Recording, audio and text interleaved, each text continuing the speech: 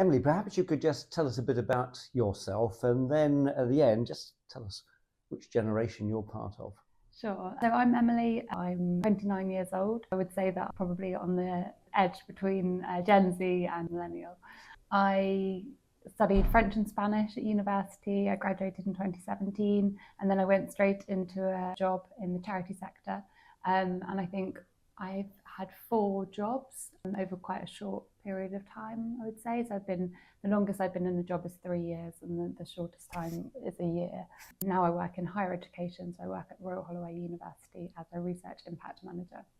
Emily, you've sort of teed up actually what I'd like to ask you about, which is there's an observation that Gen Z and those on the edge of millennial seem to be prepared to switch regularly their jobs for personal development rather than to commit to an organisation. And perhaps you could comment on that from your personal experience.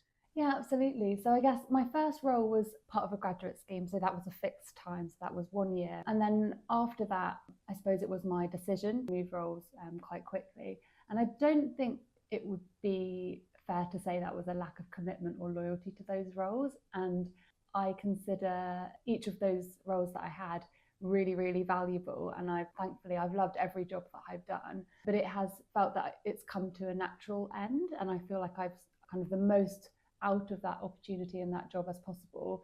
And for me, being quite an ambitious person, it's felt like the right time to move on and find something different. So I would say it's not a lack of commitment, certainly not a lack of loyalty. And I'm in the charity sector, or now I'm higher education. I do what I do because I'm really passionate about it. There's no part of me that's doing that job just to kind of progress my career or just for my own kind of progression. So I've given every single job I've had 100% because I'm passionate about the cause.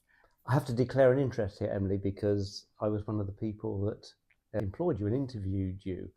And one of the things I'd reflect back on you, Emily, is that I was actually glad that you moved on, not because I didn't want to keep working with you, but because the role that you were in the organisation was not one where there'd be obvious career progression in the organisation. Yeah. And I wanted to get the most out of you for my organisation, but also didn't want you to feel frustrated.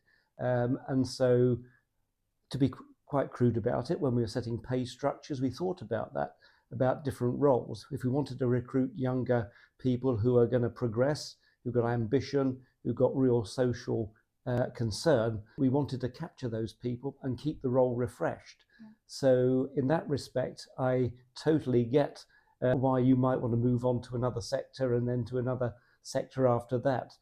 So I deeply respect you for that. Yeah, and thank you. And I think the fact that I've moved jobs in that way has meant that I've been able to progress quite quickly because I've got experience from different organisations, and I've worked with people from different backgrounds, from diverse sectors, and that's all enabled me to find the job that I've got now, which I feel really comfortable in and really happy in. And I suppose as well, I think I'm at that point now that I've done a lot of hopping around and gained experience and working out what works for me, what I like, what I enjoy, what gives me energy. And now I've found a career that I'm probably more likely to stay in for a long period of time.